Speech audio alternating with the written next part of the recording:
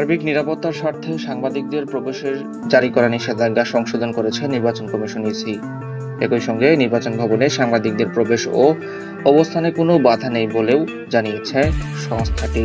বৃহস্পতিবার বিকেলে গণমাধ্যমে এ তথ্য জানান ইসির জনসংযোগ পরিচালক মোহাম্মদ শফিকুল আলম। তিনি বলেন, পূর্বের অফিস আদেশে সংশোধন করা হয়েছে। সচিব স্যার বলছেন, কোনো সমস্যা নেই, আপনারা আগের মতোই কাজ করবেন।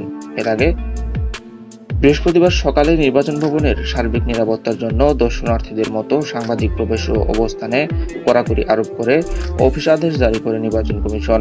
এই অফিস আদেশে বলা হয়, নির্বাচন কমিশন সচিবালয়ের সার্বিক নিরাপত্তার স্বার্থে বিভিন্ন সেবা প্রত্যাশী নির্বাচন কমিশন সচিবালয়, প্রজেক্ট ইভিএম প্রজেক্ট, সিবিটিপি প্রজেক্ট সেবাদানকারী প্রতিষ্ঠান, কর্মকর্তা কর্মচারী ছাড়া অতিথি এবং সাংবাদিকদের অফিস সময় শেষে বিকাল 5টার পরে নির্বাচন ভবনে অবস্থান ও প্রবেশ না করার জন্য নির্দেশক্রমে অনুরোধ করা হলো।